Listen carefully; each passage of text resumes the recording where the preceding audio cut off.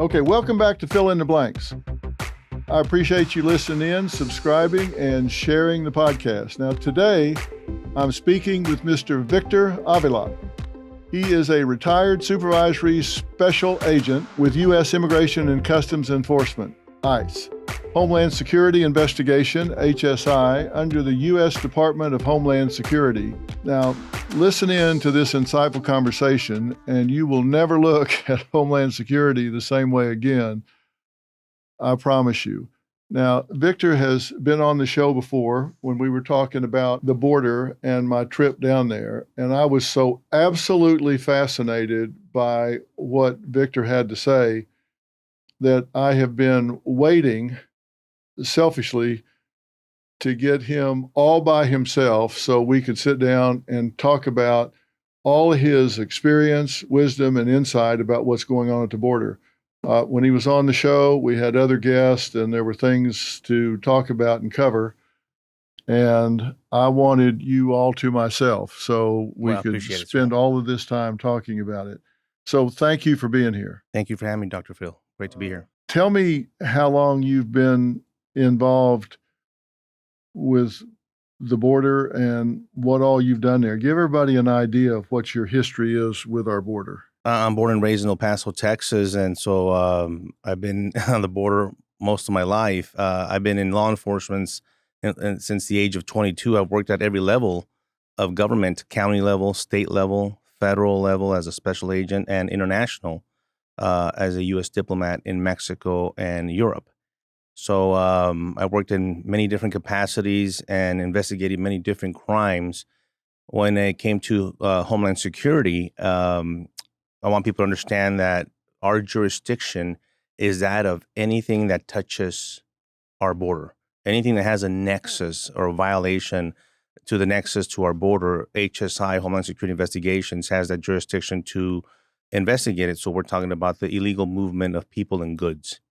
A lot of times right now we're concentrating obviously on the people and illegal immigration, but let's not forget also the commercial side of it and the customs side of it, which we're trying to defend the homeland with illegal substances coming in. And I'm not just talking about drugs and fentanyl. I'm talking about pharmaceuticals. I'm talking about cotton T-shirts that are not 100% cotton that they say that they are, and many other things and goods that come through that border. There's a lot of enforcement happening every single day to protect our homeland. You're a retired supervisory special agent with U.S. Immigration and Customs Enforcement and Homeland Security Investigations. So what are you doing now? Well, I medically retired in 2015 after going through a horrific event in my career when I was assigned in Mexico at the U.S. Embassy. My partner, Special Agent Jaime Zapata, and I were ambushed by a cartel on an assignment and were shot at over 100 rounds. Special Agent Jaime Zapata tragically lost his life in the line of duty. I'm here by the grace of God being able to tell you this story after taking 3 bullets. And so that happened in 2011. That led to my retirement in 2015 with a lot of details that I'm leaving out. But I never stopped fighting. Ever since I retired, I wrote a book, one that I think I got you a copy last time, Agent Under Fire. Thank you. Because I wanted to, first of all, let people who I am and the tragedy that happened in Mexico. But also at the end of that book, I wanted people to know what my expertise and what I know about the border. This is what I've done all my life. And I wrote about it. And I wrote that book almost 3 years ago. And you think I wrote it yesterday with the information that's on there, because it's covering the wall, sanctuary cities, immigration, asylum criteria, everything that we're seeing at the border today. My subject matter expertise is human trafficking investigations, and dealt a lot with that horrific crime and rescuing a lot of women and children from captivity. It's a modern day slavery in the U.S. And so I wrote about that, and I become a consultant, a public speaker. Dabbled a little bit into politics. Didn't work out for me, but I'm trying. I'm trying every which way to be able to be part of the solution. And I want to leave you with this. I want to be part of the solution here. I'm not going away. I got other projects, but I want to be part of the solution. I want to be able to use my voice. I want to be able to use my platform, not as big as yours, Brandon. I don't have millions of followers, but I do have a voice out there. I do have an expertise. And I want to thank all of you that supported me in this race. But I always ultimately said, and I promised to Brandon that if he would make it to the runoff, I would support them. And I'm standing by my word. That's why I'm here today. Unfortunately, a lot of stuff that we're going to talk about today has become very partisan. I personally believe that it shouldn't be. I think the protection of the American people, public safety, and national security shouldn't be politically partisan, but unfortunately it is. And so that's why I dabble into the politics of it, because you have to kind of understand that as well to approach it and bring in viable solutions. Well, the book, Agent Under Fire, you say you could have written it now. You could have written it this weekend because things haven't changed for the better, that's for sure. And congratulations on that book. And so people understand, let's go back to that day in 2011 when you and your partner were ambushed. Let's talk about how that happened, where it happened, and you took over 100 rounds of fire. You were hit 3 times. Your partner, Agent Zapata, lost his life. Take me through that event. What happened that day? Where were you? What cartel was it? Tell people what happened. We were at the U.S. Embassy in Mexico City on Valentine's Day on February 14th when the assignment came down. The assignment was a botched assignment, and I say it very confidently. It was an assignment that was not normally given by my superiors or my supervisors. The adequate standard operating procedure that we dealt with in Mexico was not provided to us that time. And what I'm talking about is Mexican federal police or Mexican military escorting us, and additional U.S. law enforcement escorting us in these armored vehicles that we drove, because that's the way we drove. This Highway 57 is the main corridor from Mexico City up to Texas. And they wanted me and Agent Zapata to go pick up some equipment, some boxes of equipment. That's all I knew that it was back then. My understanding, it was some surveillance equipment for a other money laundering case that we were working on, and tracking devices and sort. Some was going to be for us, some was going to be for the Mexican government. But it was kind of go get it and bring it back. Well, I had a lot of questions about it. And I challenged the assignment because we knew that Highway 57, a major part of that, and when I say Highway 57, it's the interstate. It's the toll road, the safe road, was controlled by Los Zetas cartel. And we knew the intelligence that that there was a lot of firefights and confrontations between Los Zetas cartel and Mexican federal police and military. So much that the ambassador, about 3 weeks before this assignment came down, had issued an alert to all U.S. personnel prohibiting us from driving on that highway for personal or business reasons. And that was ignored. So despite my challenges, they were ignored. I'll quote the deputy attaché at that time. He said, after I made my supervisor go and tell him everything that I just told you, he came out of his office and said that he wasn't aware of any security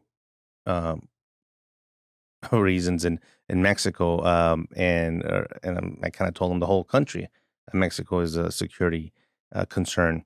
And so there we were, ordered. And so the following day, Agent Zapata and I go in my armored vehicle and head off. We make arrangements with the ICE agents from the Monterey office to kind of meet halfway. We end up driving a little bit more than they did. We meet up at kilometer marker 100, exchange those boxes. It was a lot of boxes, so much that it took out not only just folding the third row seats, but also the second row seats to fill the entire cabin or back area of the SUV. Exchange it, and driving back, I was still driving, stopped at the Subway sandwich there because Agent Zapata wanted to eat Subway. And after lunch, I gave him the keys for his turn to drive. I was working on a BlackBerry, working a lot of, I was looking for a fugitive. I was putting together a human trafficking conference.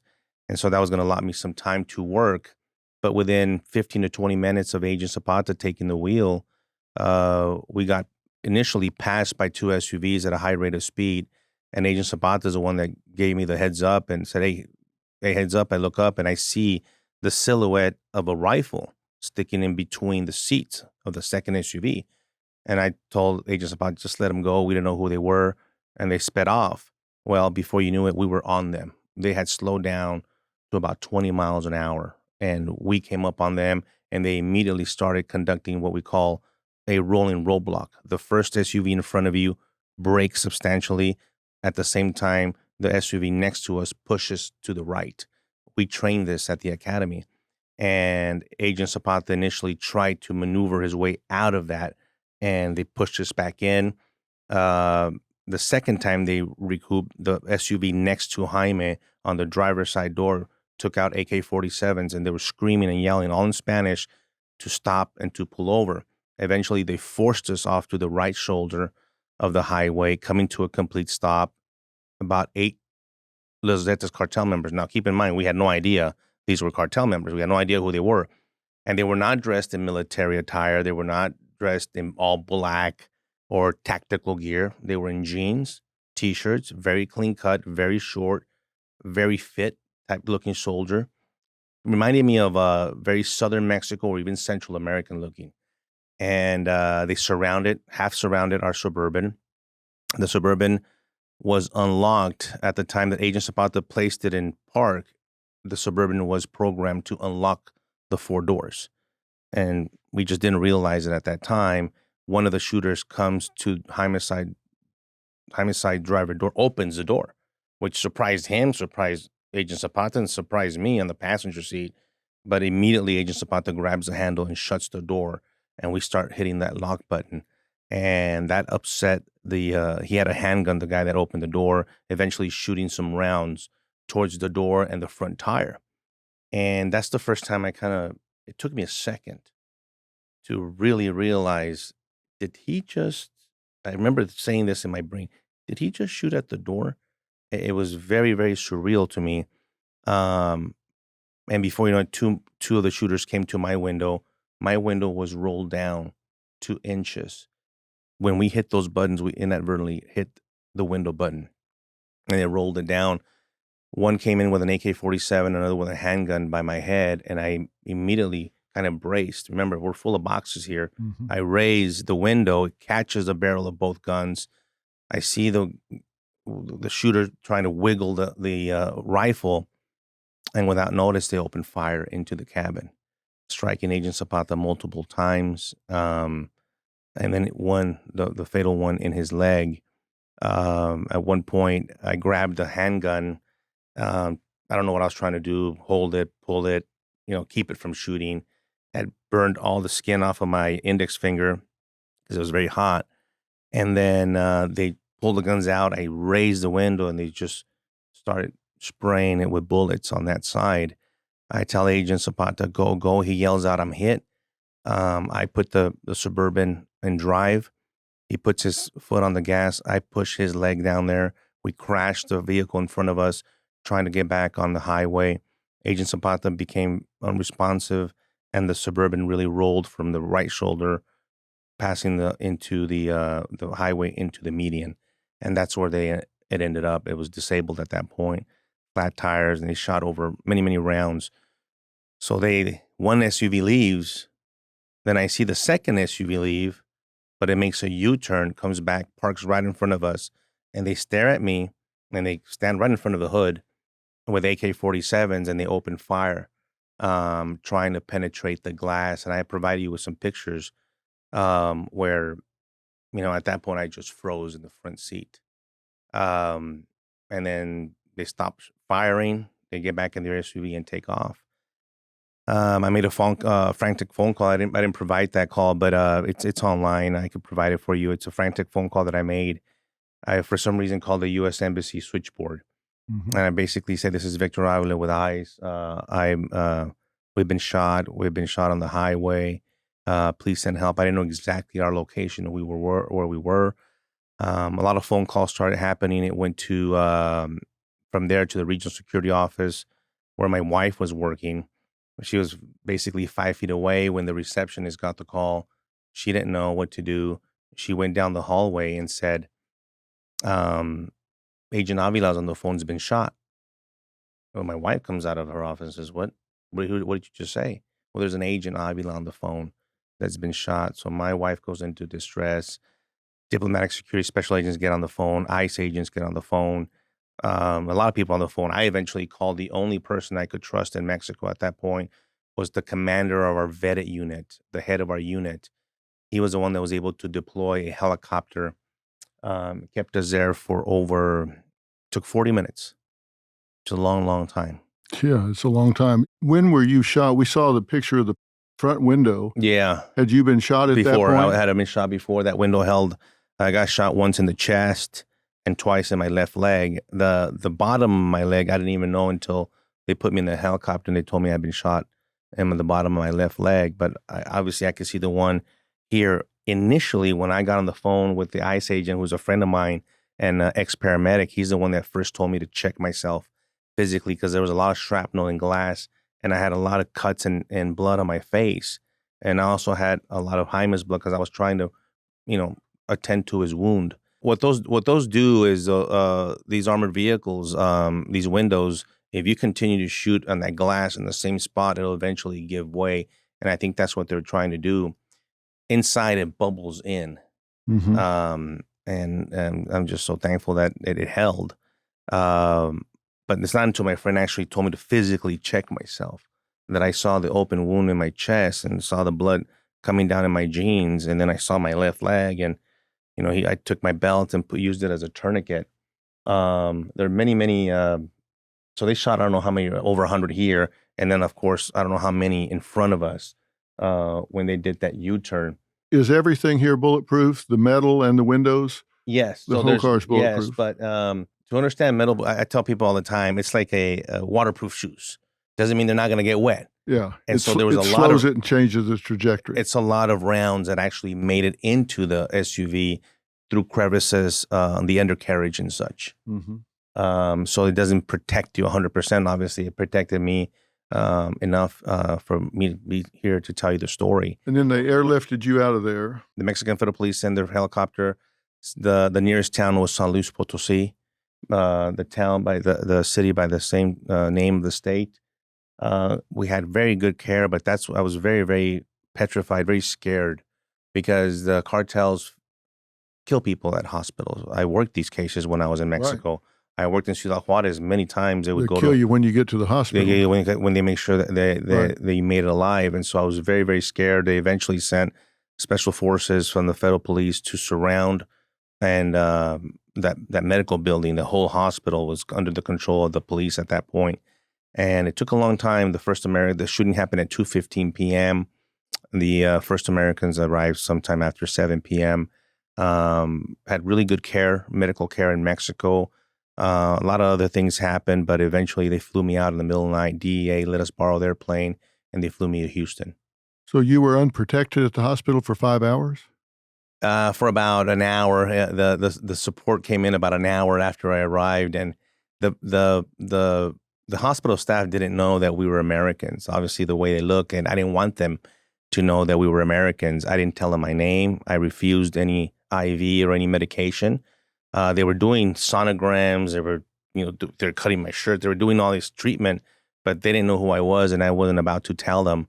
I didn't tell them until those reinforced. You see, in Mexico, you don't call 911 and have the police show up. You have to call certain people you trust because the corruption runs rampant over there. So not until the trusted officials showed up that I was able to tell them who we were. Did they ever find the people that did the shooting? What happened to those? Sure did. The U.S. government did a fantastic job. HSI, FBI, and other law enforcement agencies did a great job in tracking these guys down. They were arrested. Out of the 8 shooters, they arrested 7. 1 was presumed dead. Then were extradited to the U.S. They were all facing the death penalty, but because of the treaty we have with Mexico, they take the death penalty off the table, and they were all looking at a minimum mandatory life in prison. So then we get into the criminal justice system, which I think we kind of are experiencing now. Well, we experienced it a long time ago because in 2017, we went to trial thinking that all of the defendants were going to go to trial. And my wife and I were surprised because 5 of them took a plea deal. And I said, okay, you see, I used to be a federal probation officer before I was an agent, so I understand the U.S. courts very well and the federal sentencing guidelines. And I couldn't understand if they're going to plead guilty, that was okay. I was okay with that, but it still called for the same sentence. Well, the federal government gave them what they call a 5K departure, meaning they departed from the minimum mandatory life sentence and sentenced them from 35 years down to 12 years for their cooperation. And I had never in my career ever seen that happen, from a life sentence to such a minimal time for killing a U.S. federal agent, but that's what it was. And so they pled guilty to murder, attempted murder of an internationally protected person, and weapons charges. So the 2 that didn't went to trial. We went to trial. They were found guilty, and they were sentenced to life imprisonment. 2 years after that, everybody's okay. They're in prison. They're serving the sentences. Well, the 2 that received the life sentences appealed their sentence. In 2019, they said that the murder statute used against them to convict them of the murder of Agent Zapata was invalid because the murder happened extraterritorially, meaning because it happened outside of the U.S. And the D.C. Circuit Court of Appeals agreed with them and dismissed the murder charge. They dismissed it. And so I was here by my house. I was in the car when I got the call, and I started crying about it because I had to now notify the Zapata family. I was kind of the one that was kind of the intermediary, or, the connector there, and talking and sending messages back and forth, and let them know that there's no one in prison now for the murder of their son. They're still in custody from the other charges. So I reach out to our elected officials, congressmen, senators, and to fight this law. And it took us 2 years, but in November of 2021, President Biden signed the Jaime Zapata and Victor Avila Federal Officer and Employee Protection Act, meaning this will not happen to anyone else. It was basically a one-pager. I give a lot of credit to the Federal Law Enforcement Officers Association because they helped a lot with their presence on the Hill. And it wasn't retroactive to our case, but at least it protects those men and women who continue to serve abroad. And just last May, almost a year ago, we went back to have those 2 guys resentenced, and we begged the judge to resentence them back to life, and he did. And so those 2 that went to trial are in prison for life. The other 5, one of them already has been released and deported. Mm-hmm. It's been over 12 years. Wow. At least some effort was made. Is that cartel still in operation? It's a great question, because they were kind of disbanded and dismantled, but they faction off to CDN, and their new name is Cartel del Noreste, or Cartel of the Northeast, which prominently works the Mexican side of Laredo, Texas, which is Nuevo Laredo. That's their area. They have other pockets here and there, but that's the control they have under. They're very big into Los Zetas. CDN are very, very violent.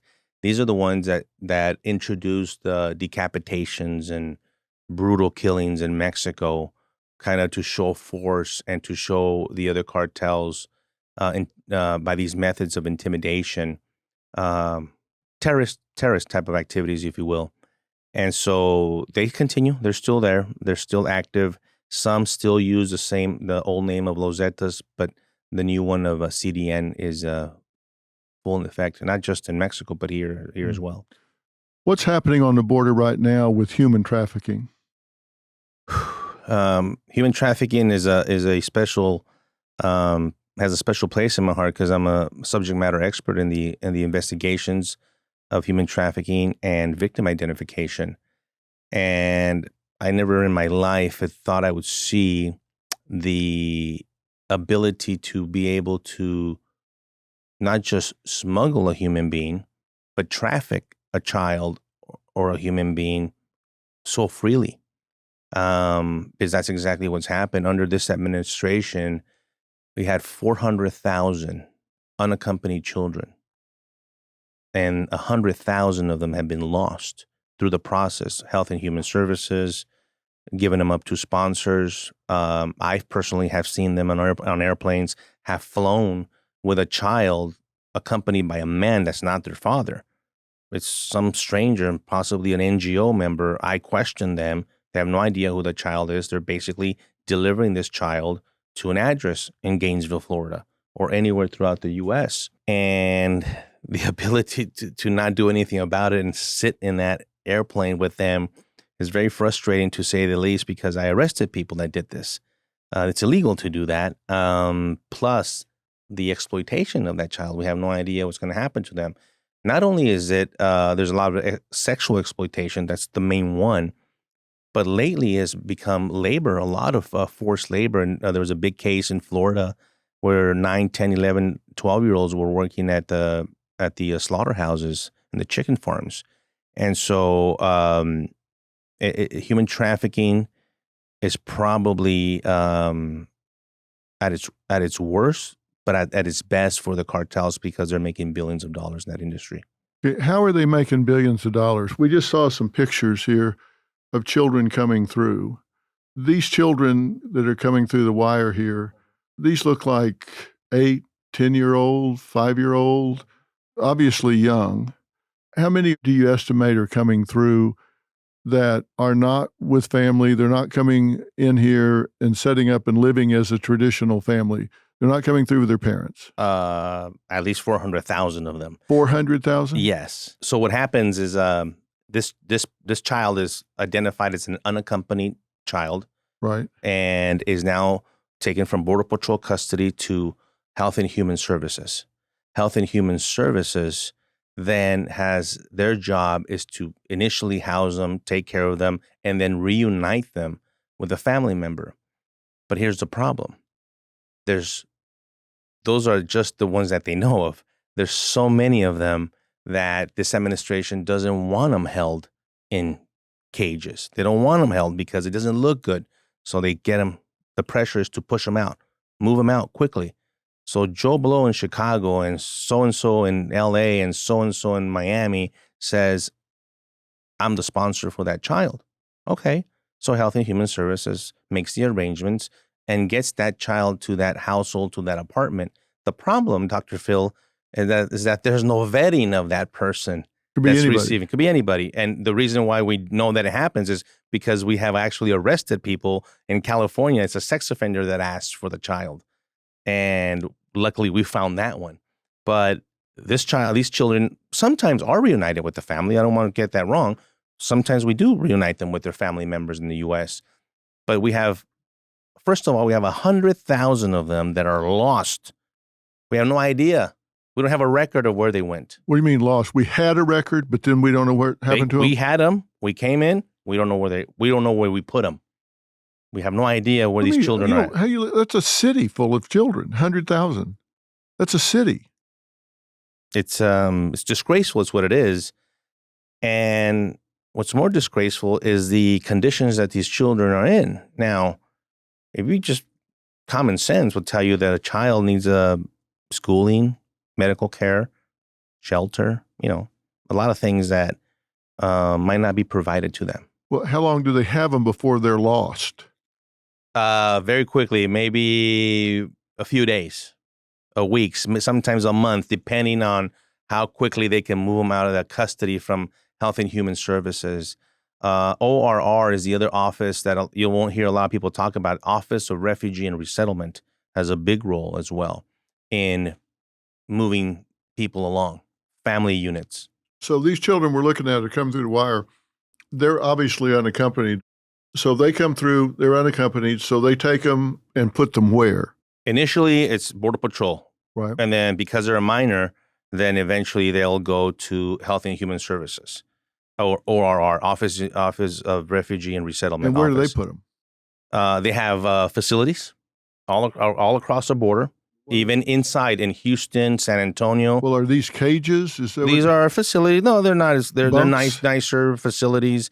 A lot of them are pop-up, soft-sided facilities that you've seen. Tents. And they go in there, take care of them, feed them, they get medical care, but they don't want them there that much because political reasons or whatever, and then they ship them out.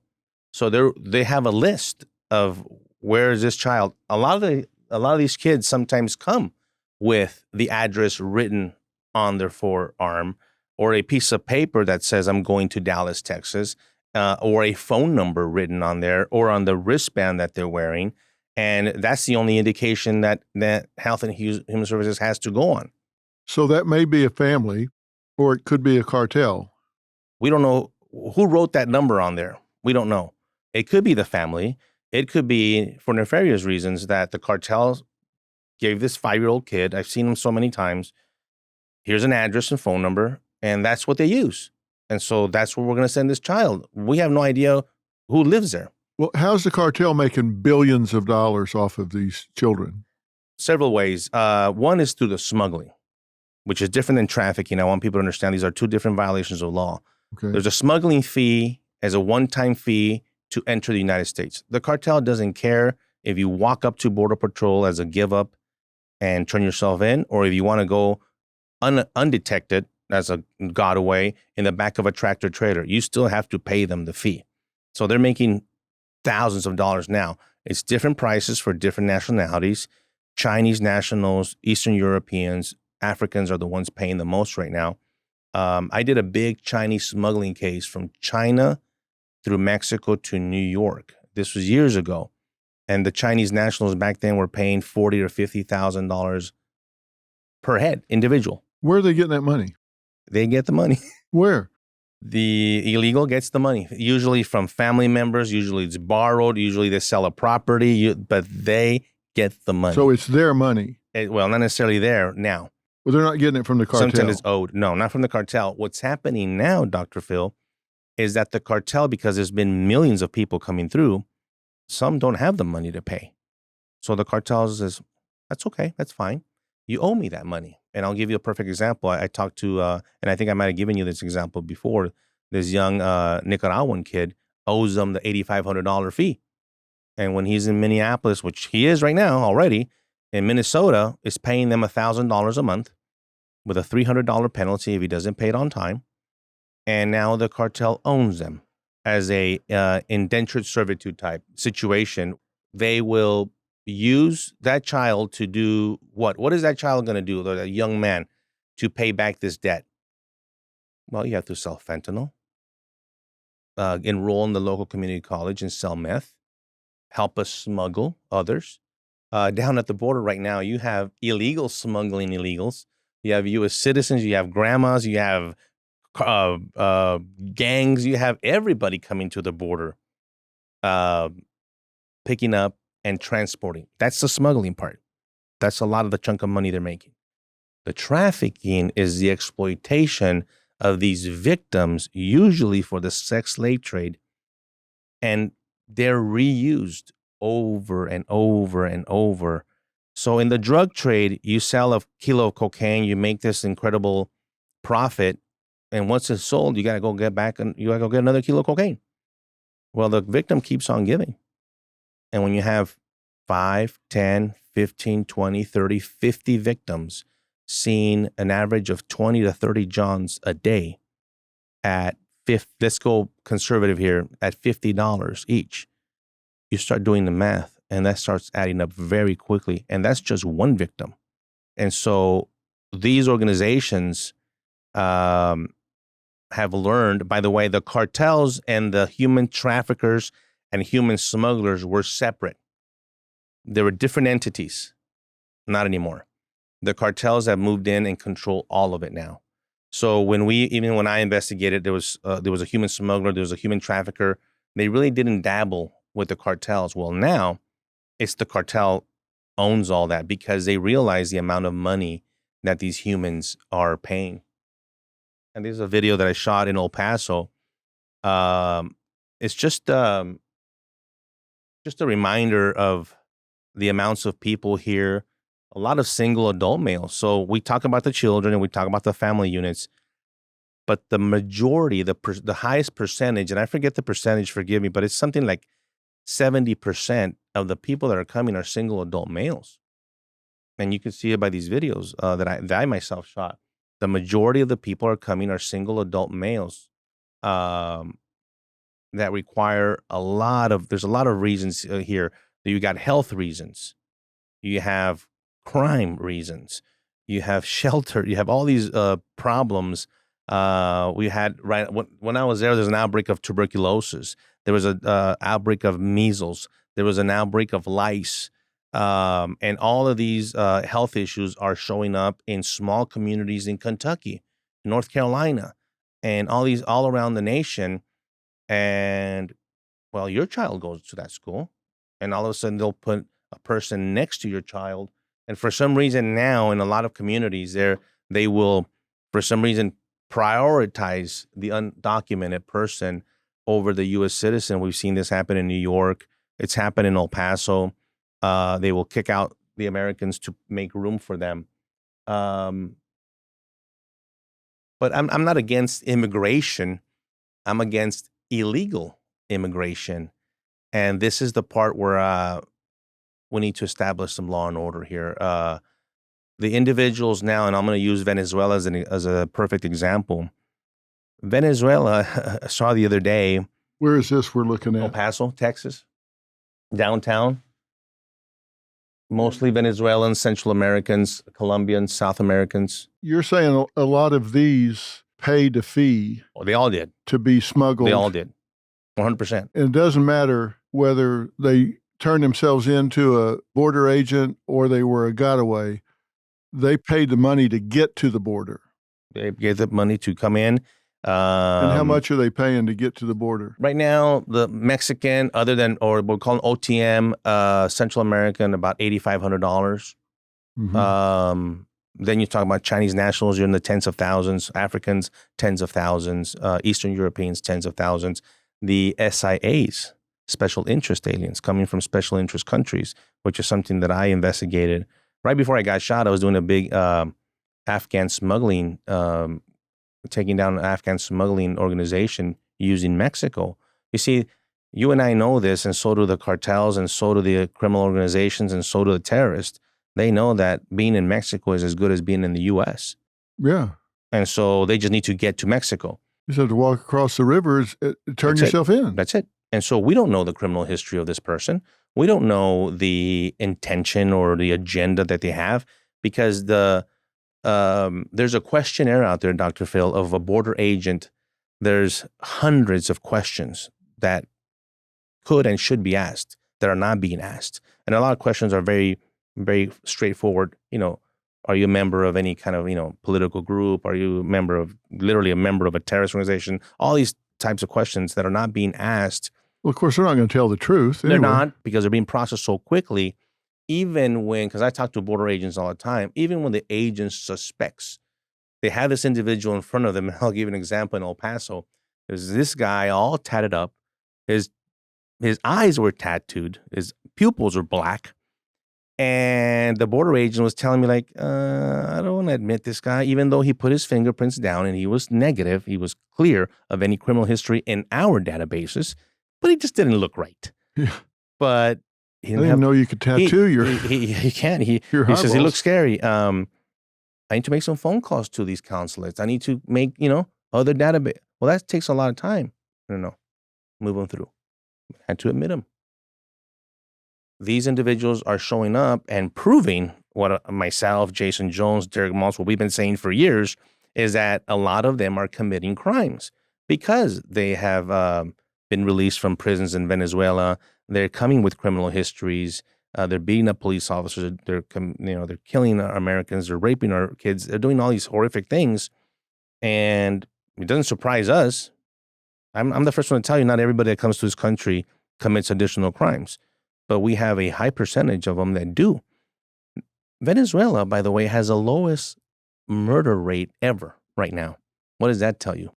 Yeah, all the murderers are gone. They're here. Yeah. So is it true that they're emptying prisons? I mean, is this Cuba all over again?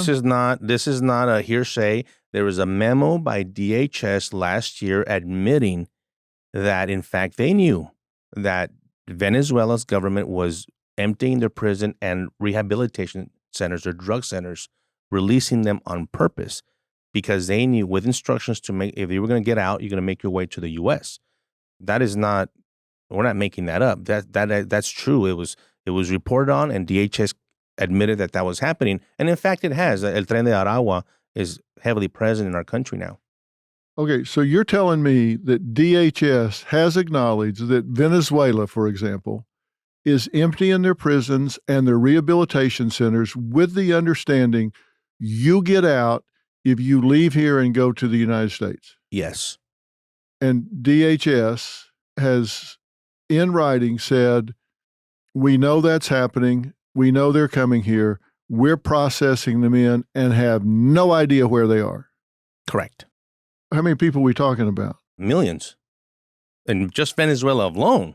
We're talking about in the last 2 or 3 years, we've had estimated how many people have come across the border. My estimation, the official number, I think, is about 10 million. Yeah, it's about 10, 11 million. Yeah, that's the official. But my personal opinion, I think we're about 15 to 18 million. Okay. And you're saying several million of those have come from Venezuela? Yeah, of course. Yeah, a lot from Venezuela. I mean, the majority, a lot of them came from Venezuela. Now they're coming from every single part of the world. Africa, New Guinea, Mauritanian, is that the way you say that one? Middle East, China, India, Syria, Yemen, Russia, you name the country, they are coming. And this is the part that a lot of people don't understand, that don't report, because a lot of these individuals that are coming from these special interest countries, that DHS labels them SIAs, like I said before, because they might be, we don't know, but they come from countries that sponsor terrorism. So they would require additional screening.